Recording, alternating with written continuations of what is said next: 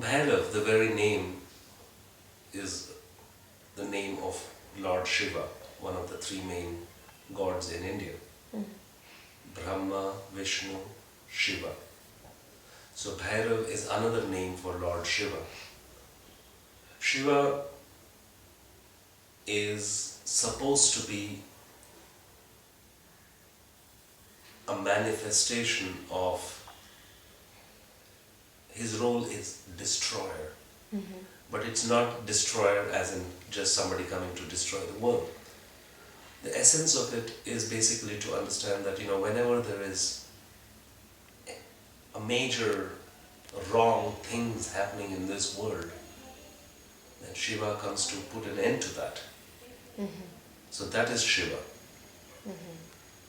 Bhairav is one of the primary ragas in our classical music. And as you know, all the ragas that are performed in North Indian classical music, they are played according to the time of the day. So a day is supposed to start at 3 a.m. just before the sunrise. Before the sunrise, the first light. So from then on, every 3 hours you have sets of different ragas which you perform.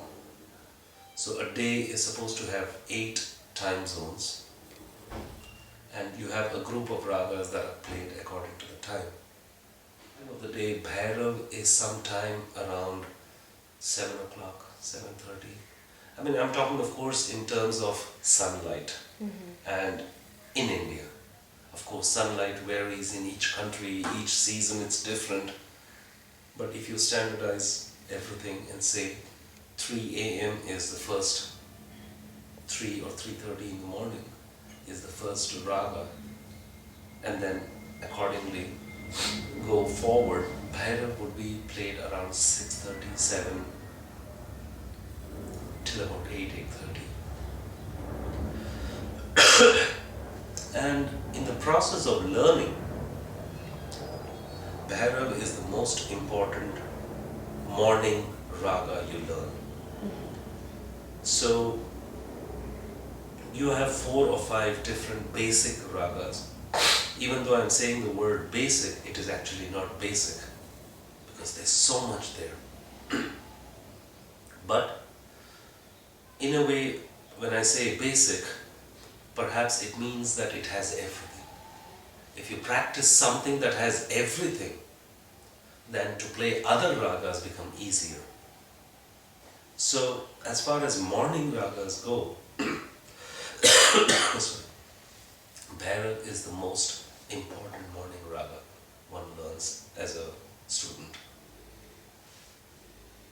In my practice on my instrument, also technically, it's very different from many of the other ragas, primary basic ragas, because of the distance in the notes. So for years together, I used to practice Bhairav, Bhairav, Bhairav. Morning meant Bhairav. So for years together, not always the raga, but I used to sometimes only treat it as a scale to understand my instrument better. Because I have practiced it for so long as a scale, sometimes I find it difficult to relate to it. Because when you play the same thing over and over again for years together, for hours together, it kind of saturates itself. So sometimes I find it difficult to get inspired. But those few times that, and I would again, even this morning I was discussing and we just made a joke, it's actually my problem. It's not the problem of the raga.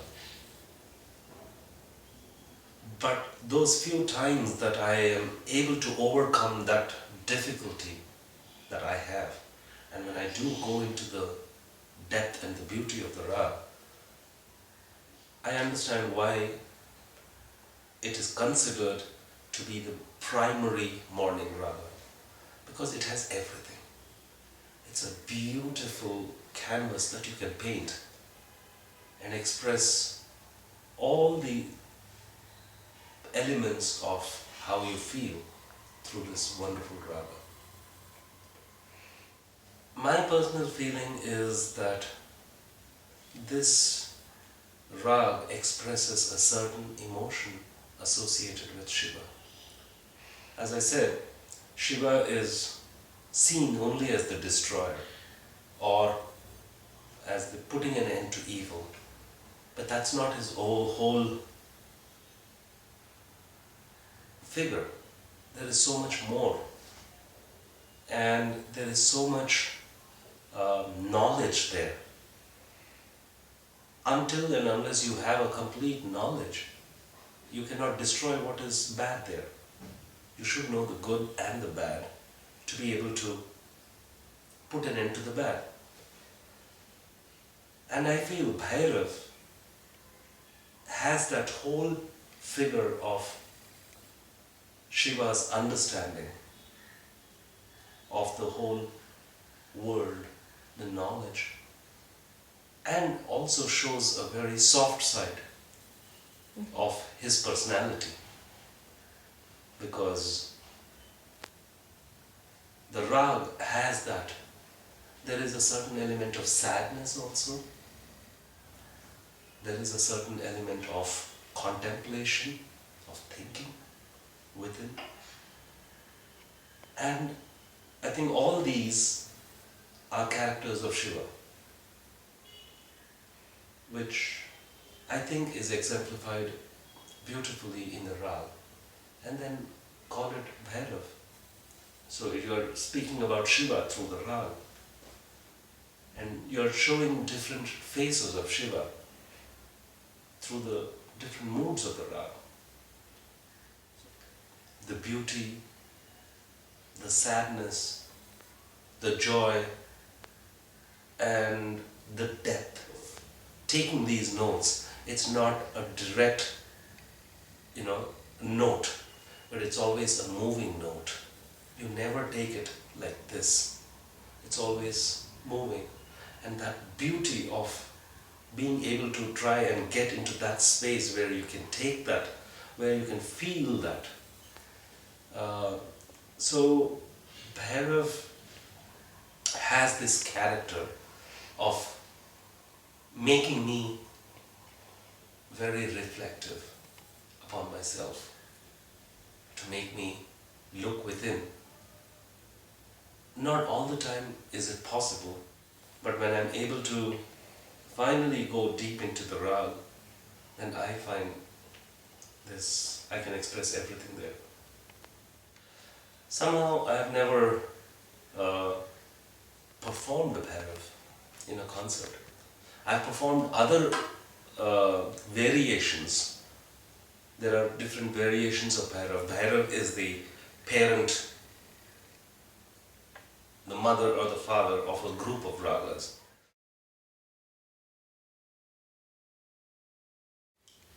Music is all about 7 notes. In Indian music we call it sa, re, ga, ma, pa, tha, ni. In Western classical you may call it do, re, mi, fa, or C, D, E, F, whatever. The thing is, we have still not found an 8th note. What is the difference between if I play a sa, which is tuned to D, if there are 20 other musicians, if they also play the same note sa, the sa that I will play, the sa that this person would play, each one who would play is still different. And why is it different? Because in just one note, you're pouring all your emotions. You're literally tearing your heart open and saying, this is me, at this point. Tomorrow it will be different. 15 minutes from now it will be different. So music is all about expressing yourself. As a child, when you play, it's natural if you're playing it right from your childhood. Then comes a certain 8, 10, 15 years in your life when you tend to lose that innocence of the child, and then you need to focus on being able to master your instrument, do your technical aspects that are needed. So in a way that takes away all that innocence, all that purity that the child perhaps wanted to show. Then once you have reached that stage where you have kind of mastered your instrument and some aspects of the music, then you're beginning to perform and people are loving it or not liking it so much, And then comes a next stage in your life when you become reflective. You want to go back to that innocence, that purity of the child. This whole passage takes about 35 to 40 years. Because that's why we say music is an expression of life. And this 35-40 years cannot be put in 3-4 months. And that's what people fail to see. And from then on, it is trying to put life into each of these notes, each of these ragas, each of these compositions. Put life into it in a way which is very different from what you did as a child or what you did as a teenager or a middle-aged person, 20-25, where you have a lot of strength, physical strength, and you can show a lot of beautiful things. But that's not music. For me, music is to be able to go into the depth, to be able to understand and express with a freedom which is a joy. It's very hard earned because you have to go through this whole, in India we say grinding. You have to grind it, literally. And then that paste that comes out. So it's a whole discovery, it's a process of discovery. And there is no shortcut for that. Some people, it's a search all their lives. They are looking and looking for that.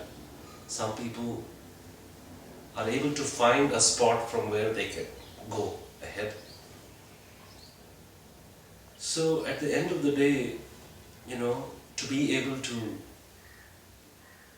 get that freedom where, it's no longer you. You are just the medium. You are just able to produce that music. That's why we say music is divine. Because it's not me anymore. It's there. I'm just the medium that is able to bring it out.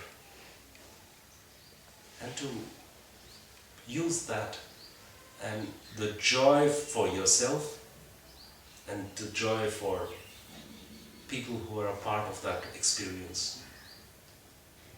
That's music.